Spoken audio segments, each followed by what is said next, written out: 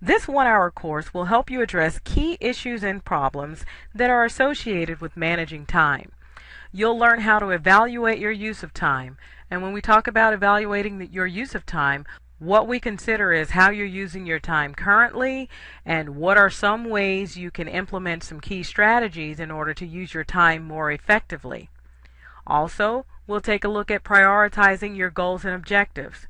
We all have massive to-do lists, both at home and at work. What we want to do is focus on those priority assignments, those high priority assignments, and be able to do those effectively and efficiently, and consider that those low priority assignments don't need as much time as we may be giving them. And in fact, it may be that we can eliminate some of those low priority assignments altogether. We'll also take a look at scheduling your workload to fit your work day. Now, when we talk about fitting your workload into your work day, oftentimes we try to fit 10 hours worth of work into an 8-hour workday.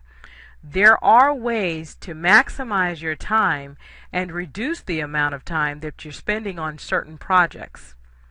Also, using a time management planner is a very wise decision. Using a time management planner will allow you to view your assignments right there before you. You'll write everything down, you'll prioritize those assignments, and then you'll decide what needs to be done at what time. We'll learn some of the key ways to use a management planner, which includes marking X's and slashes in certain box areas, and also assigning colors to the certain levels of priority assignments. Plus, towards the end, we'll benefit from many practical strategies to improve efficiency and therefore maximize our productivity. What is time management? The use of a varying range of skills, calendar-type tools, and specific techniques that can be used to manage time in order to accomplish specific tasks, projects, and goals. Now, when we talk about skills, don't be confused.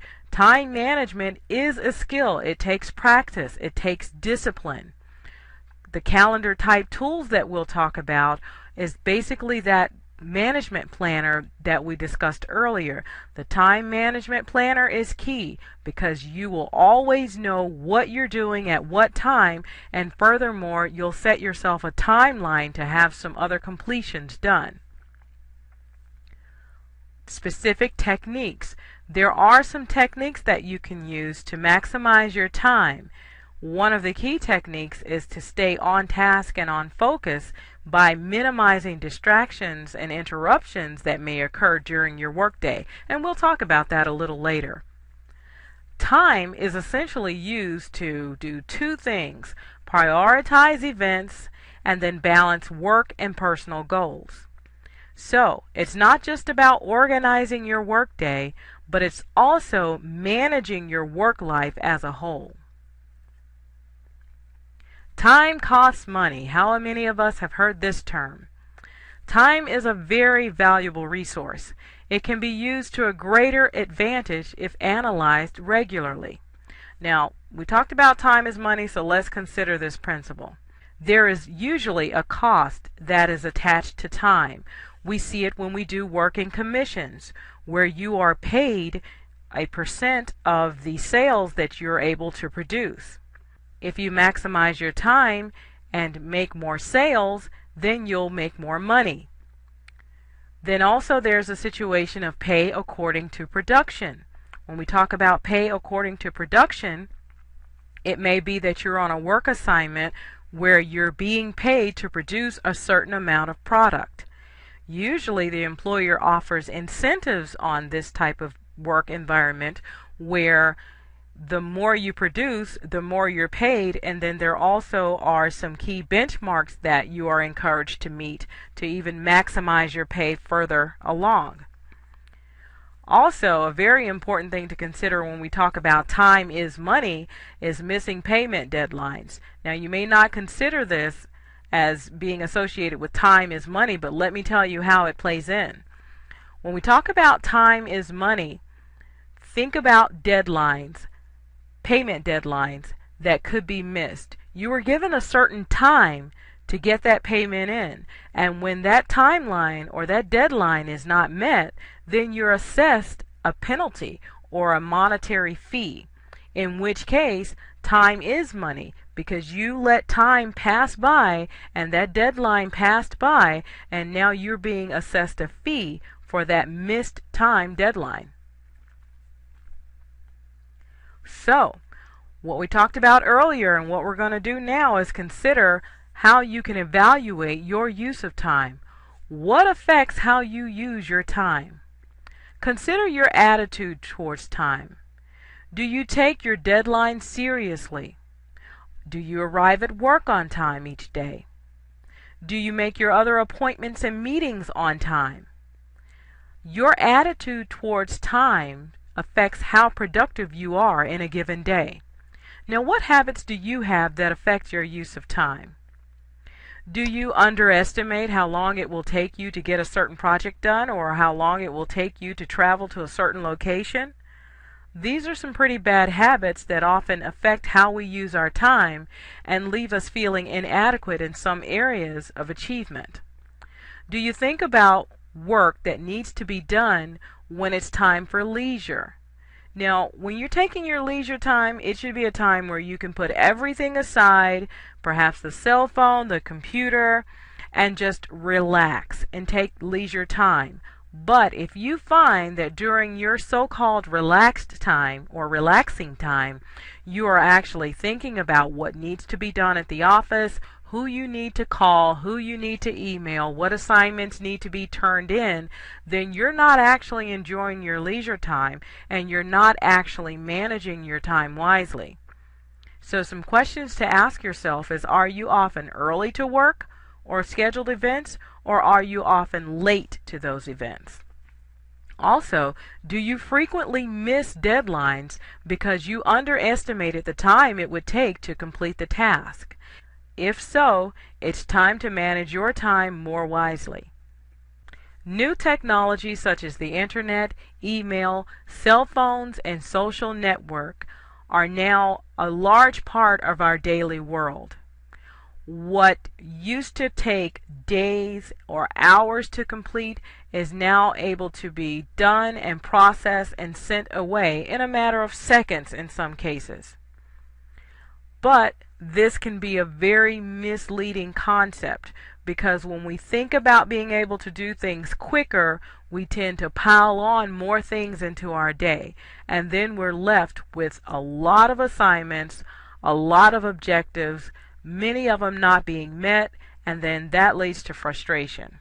And also, with the advancing technology and as businesses grow, employees are more closely held accountable for their use of time. Of course, we know in today's world, some of our computers can be monitored and our phone calls are monitored, and that is our employers' efforts to monitor how we're using time, because we're paid by our time for production. So this increasing technology is holding us more accountable for our use of time. Now, messages and letters, they arrive in a matter of seconds.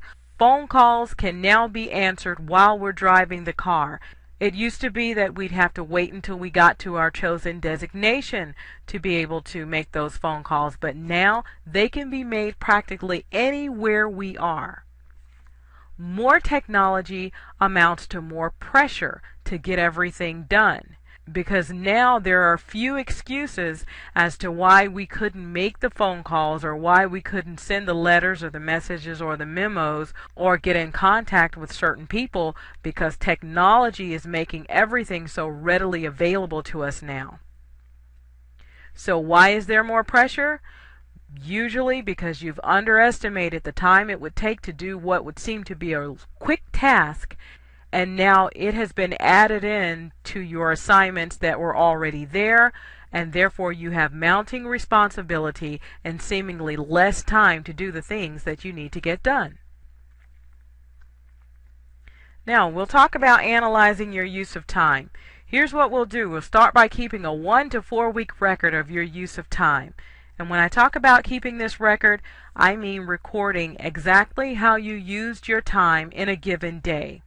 This includes your lunch hour, talking to coworkers, phone calls, working on important documents, traveling to and from different work areas. Record how you use your time. And then for the task completions, assess the anticipated time and compare it to the actual time. So, for example, you have a project that's due, and this project is due in 2 or 3 days.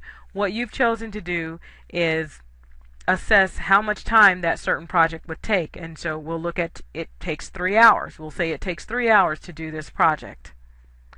When you actually get started and you work on everything you need to do, you find the files that are associated with it, you make the phone calls that are necessary, you make the key contacts that you need to make, you prepare the document, you do the proofreading. Everything that you needed to get done with that assignment actually took 4.5 hours. This is a prime example of time being mismanaged.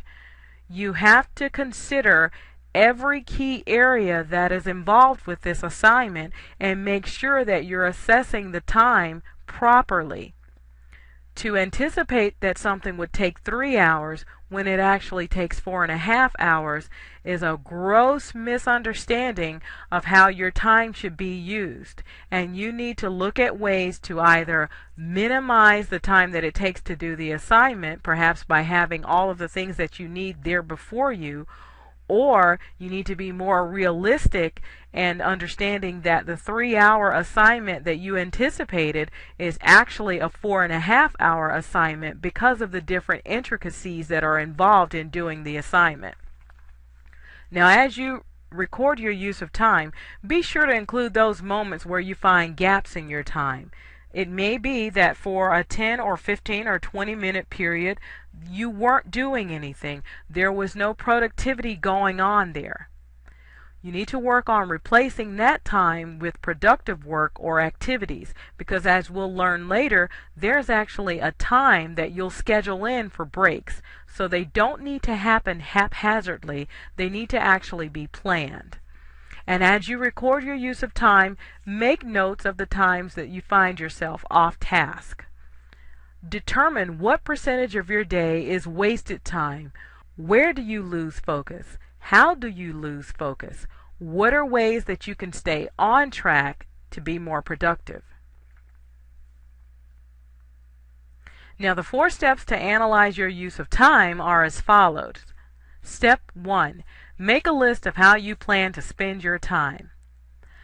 This is often done the day before for planning. So you want to plan your assignments and your activities the night before so that you can wake up that morning fresh and understanding what it is you have to do so that you can focus your mind on completing the things on your list.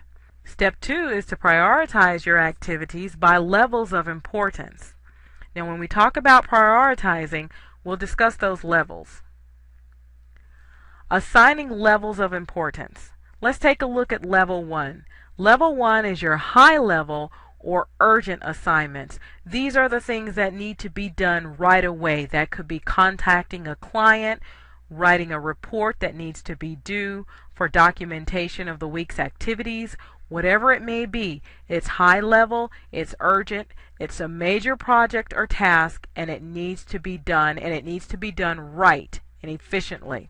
It's considered a complex assignment because it has several key facets to it. This is going to be considered a level 1 assignment. Now, level 2 is mid-level. It's important, but it's not as urgent as level 1. It could be those revolving reports, such as the monthly or quarterly reports that have to be done on a regular basis. You pretty much have familiarity with how to do the assignments, so it doesn't tend to take up as much time. However, it still needs to be done, and it needs to be included in your daily activity. They're moderate, complex assignments, but again, more than likely you're familiar with what needs to be done, and you can accurately assess how much time it will take to get that assignment done. And then also, last but not least, there's the level 3 assignment. Those are the low-level routine assignments. This could be returning phone calls, this could be file maintenance, this could even be This could even be answering and responding to emails. The low-level assignments tend to be daily, ordinary, routine, mundane assignments that need to get done, but they are tedious as compared to the level 1 and level 2 assignments. Also, it's important to note that when we consider the level 3 assignments, you may be able to delegate some of those assignments, so that should really be considered as you plan out your day and plan out the process. Consider whether or not some of those level 3 assignments can be delegated to other persons. Steps to analyze your time continued. Step 3, record an anticipated time for completion of the assignments. And we talked about this a little earlier. Record an anticipated time. You should approach every assignment on your list with an anticipated time of when you expect to achieve this goal or accomplish this project. And step 4 is to record the actual time. So there again, we want to make sure that you are getting your anticipated time as close to your actual time as possible. If you find that you are having more time at the end of that anticipated time, then that's great. That's a good problem to have. You're estimating that something will take 3 hours, but it's actually taking 2.5. That is wonderful, because there you have more time to use to your advantage.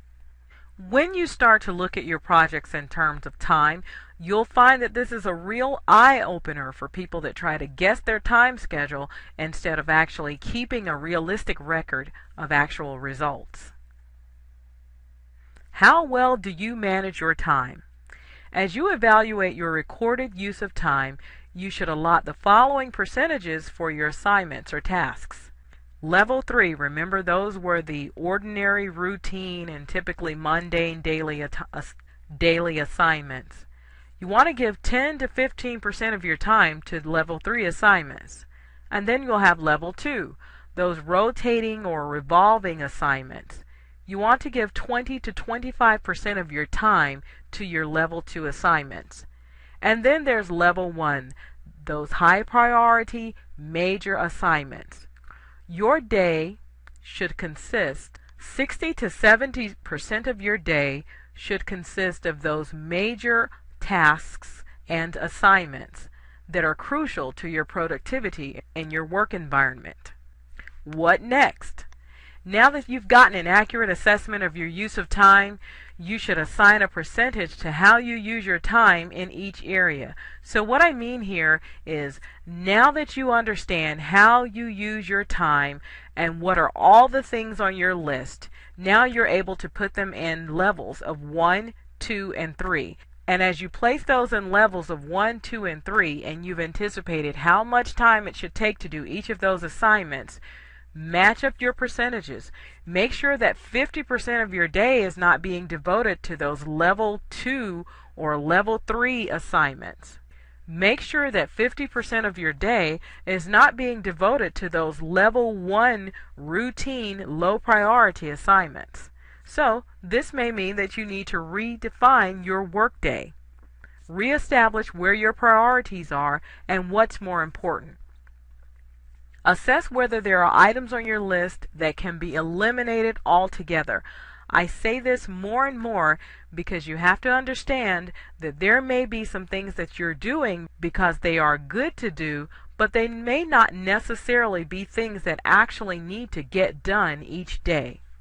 Be careful not to squander time on unnecessary assignments. Setting your goals and objectives.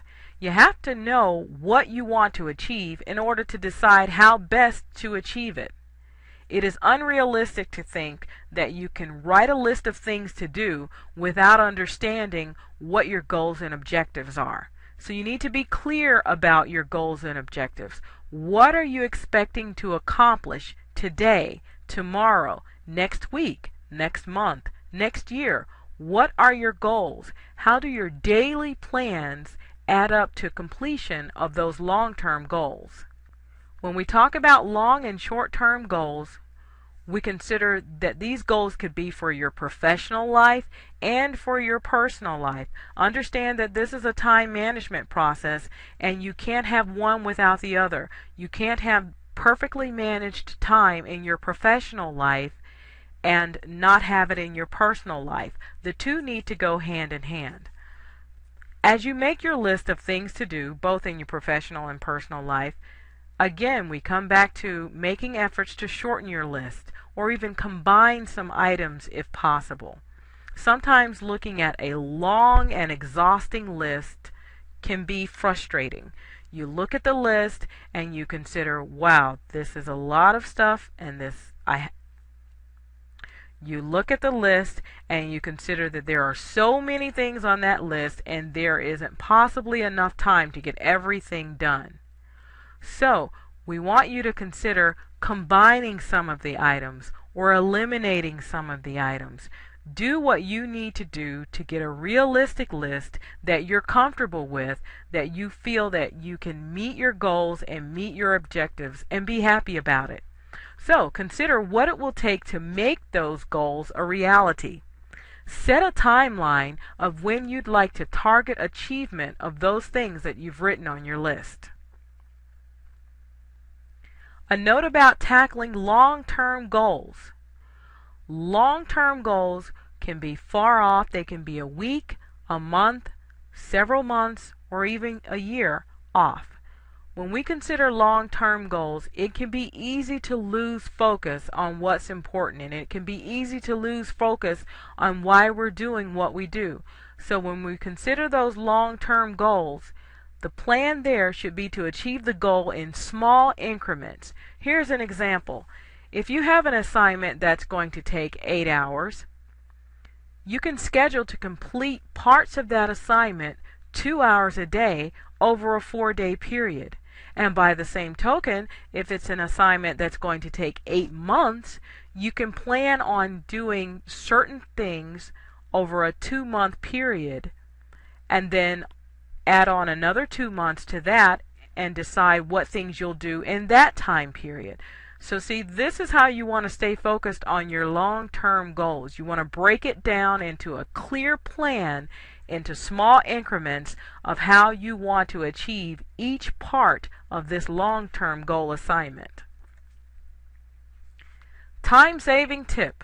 Approach the large and long-term projects by anticipating how much time it will take to complete the project. So, on a long-term assignment, when you get the assignment and you understand everything that's involved, rationalize how much time it should take you to complete this assignment. Once you've gotten that timeline, you can break it down into smaller increments for completion by plugging in each little bit of information and each little bit of activity into those smaller increments that you'll use to complete the long-term project. Motivation, motivation, motivation. Your motivation to accomplish your goals will help you manage your use of time. You need to clearly define your goals and keep them in a place where you can refer to them often. I'll say this again. Keep your goals visible. It helps you to stay focused and to understand what's important. When you get exhausted or overwhelmed, you'll remember why you're doing what you're doing and what you're aiming to accomplish. So there again, keep those goals visible and make them clear so you understand perfectly why you're doing what you're doing. Now that your goals are clear, congratulations! Your list is complete and now you're ready to move on to the planning process. With that completed list, you now completely understand what you expect to accomplish and when you expect to accomplish it. Scheduling your workload to fit your workday can be a cumbersome responsibility, but it is your responsibility nonetheless. So now that you are clear about how to use your time and how to prioritize your goals, you must use your time wisely to avoid burnout. When planning your schedule, list your tasks by priority. Now, a common practice is to list each thing that you have to do, and then separate those items by priority. Another good thing to do is to use a 30-minute increment. Plan your assignments in 30-minute increments. That way you're clearly understanding which block of time is allotted to which activity. Also, plan to do your most intense work at the time of day when you are most alert. Some people are what we call morning people. During the first 6 hours of the morning, from waking up to starting the job process, those are the most alert hours, and those are those key hours to boost up maximum productivity. Whatever your time of day may be, use the most alert part of your day to press towards those high priority assignments that need to get done. That way you'll be energized and you'll be ready to tackle what needs to be done. The magic of the 30-minute increments. What does it do for you? Well, you can more accurately assess your use of time by using 30-minute increments. You are less likely to over-exaggerate your plans when you can clearly see what block of time you've allotted for a certain activity. Also, you will be able to manage what is physically possible when you look at 30-minute increments of time. So, be realistic. Do not overplan your day. Keep it simple, keep it realistic. Overplanning leads to frustration and feelings of inadequacy. So plan wisely. And from time to time, feel free to stretch yourself. Stretch your limits. Do a little bit more than you had anticipated. Do a little bit more than you expected. But be careful. Do not make this a habit. Only do this during the times where you feel energized. Do not make it a habit to stretch yourself. Always write out a plan. This is a very, very important step. Writing it out is a sort of therapy. You're purging your to-do list. You're taking it out of your mind and you're putting it on paper. And now that you have it on paper, it's clearly before you and you can understand what the expectations are and what you're going to be required to do. So putting it on paper is a purging process. You'll feel less stressed as a result. Sometimes the anxiety of knowing that you have to do something, that itself can be overwhelming. Writing down your objectives and upcoming assignments makes the flow of information much more manageable because as other parts of information come to you in terms of those assignments, you'll be able to just jot down those pieces of information next to the assignment that you've already written down. Other important parts of your daily plan. As you design your written plan, you want to include some very key responsibilities. The first one is going to be hourly breaks. This rejuvenates the thought process. It's very crucial to your productivity to within every hour take at least a 5-minute break, a stop, a cutoff, so that you can reestablish what you're doing and refocus yourself on your goal. Working long hours can actually hinder your productivity. Your mind is exhausted. Your blood flow is slowing. The brain must have time to shut down and restart during the day. Another important part of your plan should be quiet time. This may be going to a quiet location, shutting yourself off from the workday. Or it could even be reading for 5 to 10 minutes, a peaceful passage or an inspirational message that you enjoy. If you're in your office and you're not able to leave, if possible, forward your phone calls, send them to voicemail, and take about 5 to 10 minutes to take in slow, deep breaths and then count backwards from 10 to 1 and just relax as you breathe in and out and count backwards.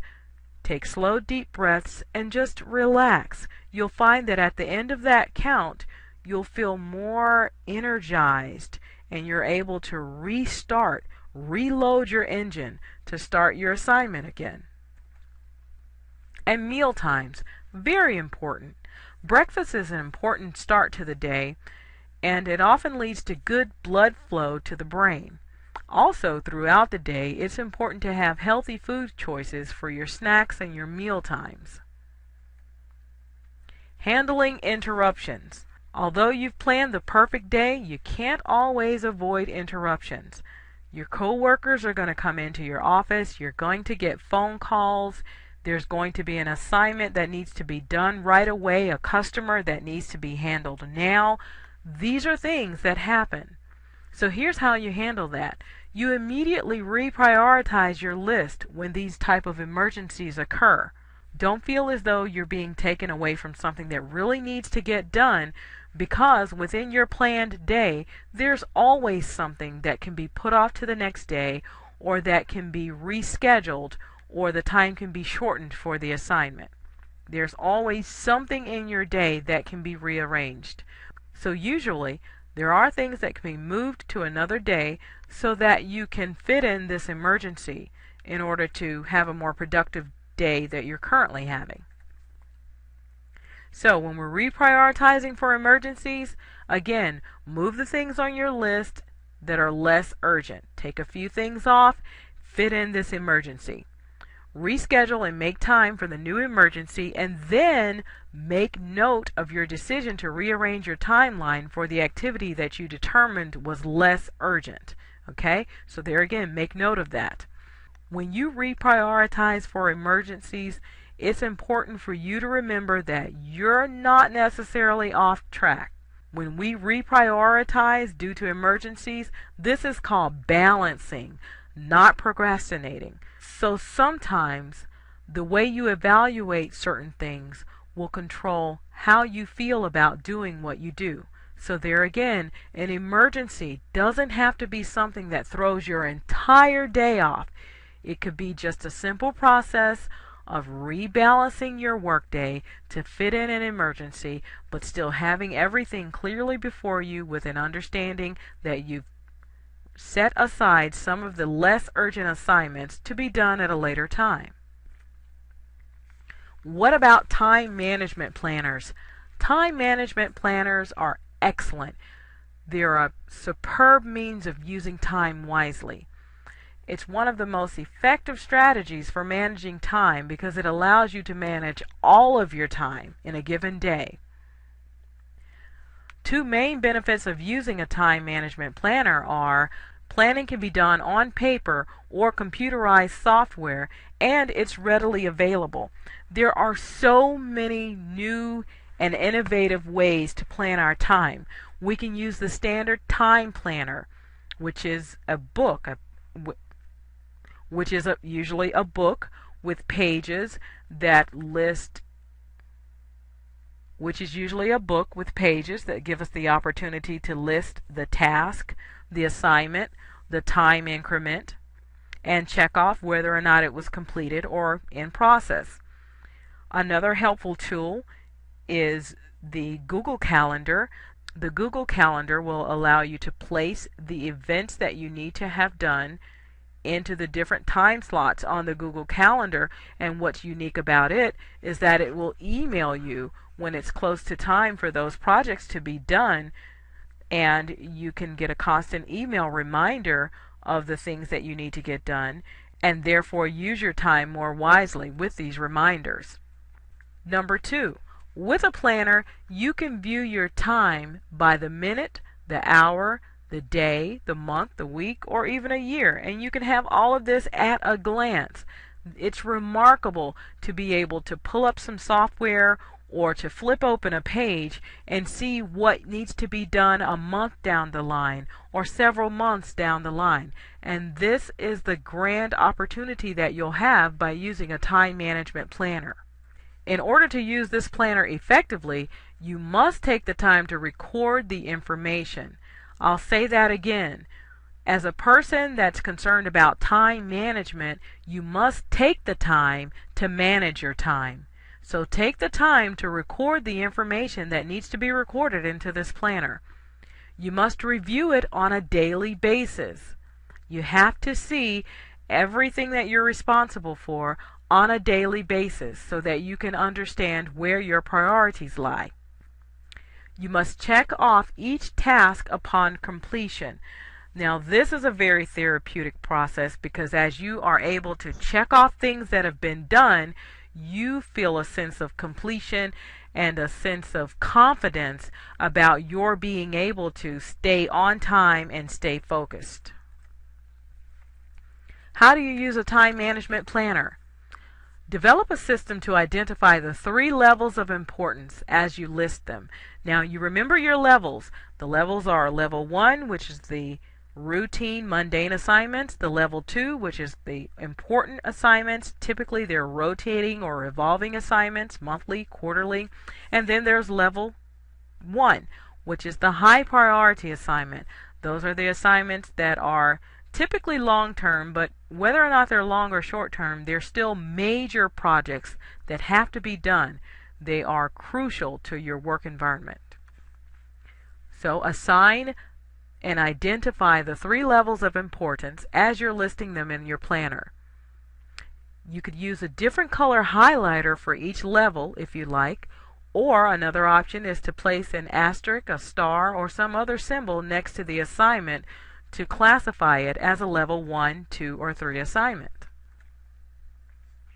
Now, making good use of your time management planner, you'll note that there are usually boxes next to the task that you've written in. Leaving the box blank would mean that this is a task that hasn't yet been performed.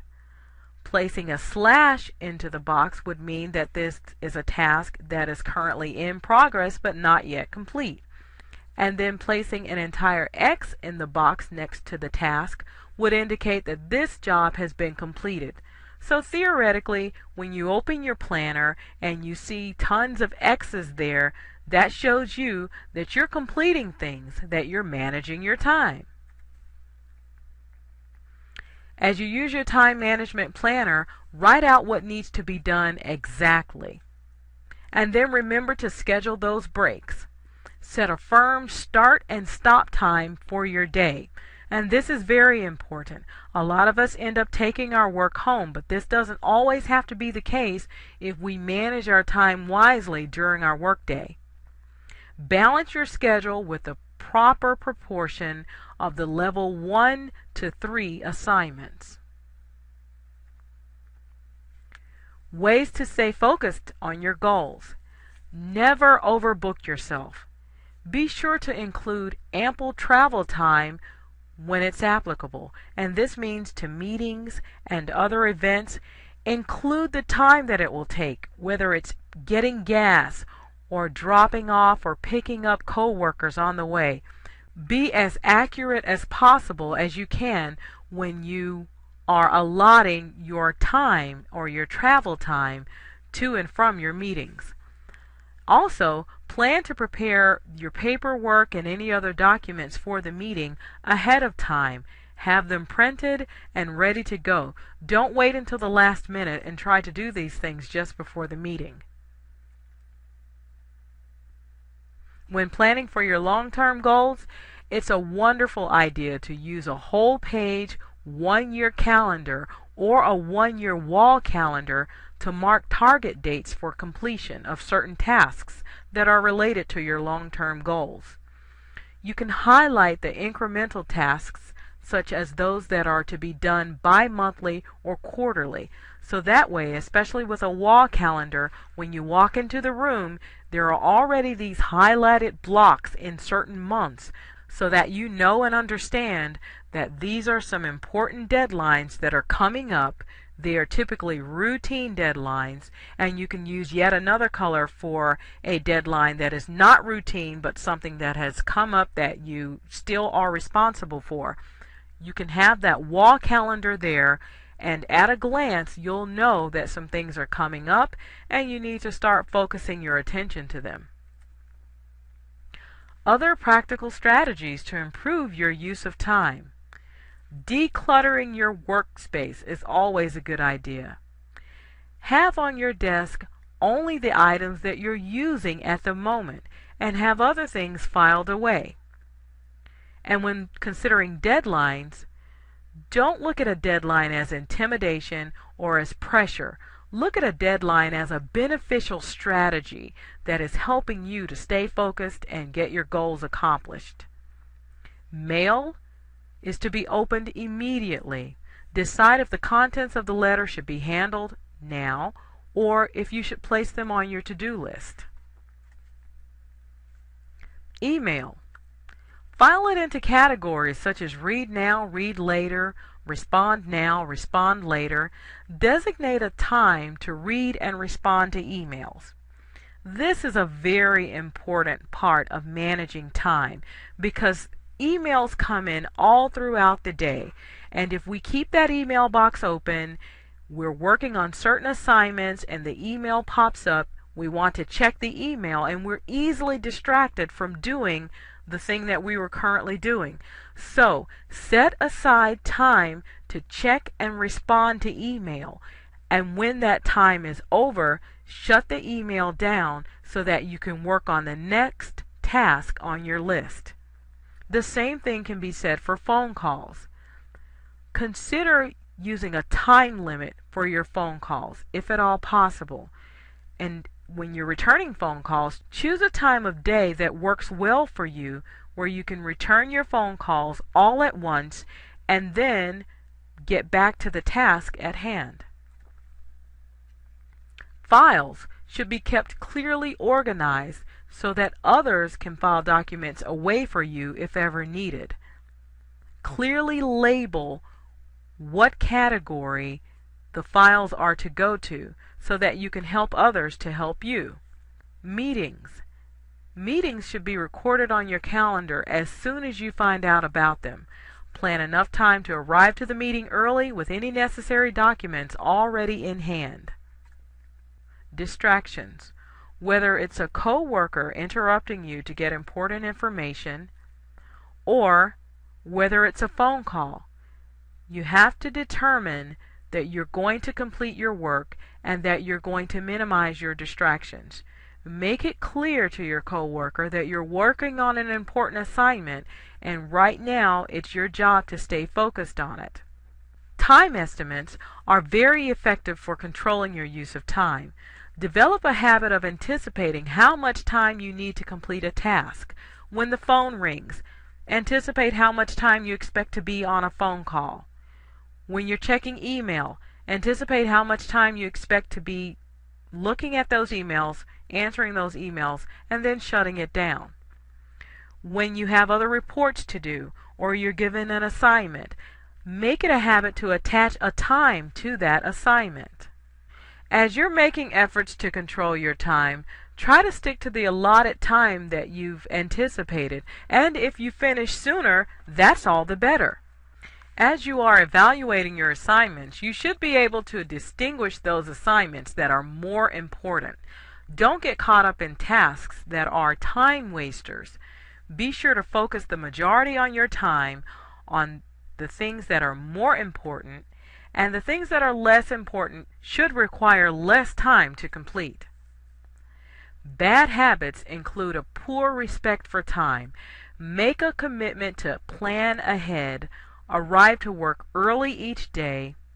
This sets the stage for a productive and less stressful day because you're there on time, you know the task at hand, you have a plan of how you're going to control your time that day, and you should be better able to focus. Also, you're always going to write a list of what needs to be done as a key strategy in controlling your time. Although you may be using a time planner, that list is still effective in order to prioritize or purge your thoughts. So, each time you hear of another assignment or you've received an email of a task that you need to complete, add it on your list and then later record it in your time planner so that you understand where it is in terms of priorities. And then sometimes we have to learn to say no, especially when there's a danger of overbooking your schedule or cutting into your break time. Decline a task or delegate it to another individual if necessary. Capturing your thoughts. How many times have we been away from the desk or driving or at lunch or at some other meeting and a very good thought popped into your head about something that is relative to an assignment that you're going to complete once you get back to the office. These are the times when you need to have a pen and paper in place. So my advice to you is to carry a small notepad so that you can write down those good ideas, and who knows, sometimes it could just be what you plan on having for dinner. But always have a small notepad to write down those good ideas that you would otherwise spend time trying to remember once you get back to your office or once you get into the car. Put your goals into manageable steps. That's more effective than clumping your task into one large assignment and assuming that you can get it all done without handling those other smaller assignments that are often a part of your day. So remember, time does not change. There are only 24 hours in a day. You must discover areas where your time is wasted and eliminate those areas. Establish a time management goal for each project that you have to complete. Also, design a time management plan. How will you complete those projects? Another important part of managing your time and staying focused and staying motivated and knowing that you are doing what needs to be done is to reward yourself. As you complete all or parts of your goal, celebrate your large and small accomplishments. You deserve it. So for example, on a long-term assignment that you've scheduled a weekly activity to do that is going to get you towards that long-term goal, even if it's just a 30-minute process, once you have completed what you have scheduled to complete, reward yourself. You deserve it. That keeps you motivated. That keeps you focused. Here's what you've learned. Ways to assess your use of time. Remember to record how you use your time within a 1 to 4 week period so you can clearly understand what are you doing with your time and what can you do differently with your time. Also, be sure to prioritize your goals and objectives. Remember that there's a level 1, a level 2, and a level 3. Level 1 is that high priority assignment. Level 2 is the moderately important assignment, usually a revolving assignment. And then level 3 is your smaller, more routine assignments. Be sure that as you prioritize your goals and objectives, you devote the majority of your time to your level 1 assignments. Also, in fitting your workload into your workday, remember that 10 hours of workload will not fit into an 8-hour day without a very frustrated worker. So what you need to do is prioritize your assignments so that you're using the bulk of your day for your higher priority assignments, but at the same time keep in mind that we'd like to see you use your hourly breaks, even if it's just 5 minutes at your desk, to just take a breather, to calm down, to break the monotony of the assignment that you were currently doing. We'd also like to see you eat healthy meals. We'd also like to see you schedule some quiet time. This may be walking away from your desk, walking out into a quiet area, and just taking a deep breath in and out and relaxing. Or, if possible, at your desk. Forward your phone calls for about 5 to 8 minutes, and then take in deep breaths, slowly counting backwards from 10 to 1, and release the pressure and release the anxiety so that you can start back fresh with your assignments in the next few minutes.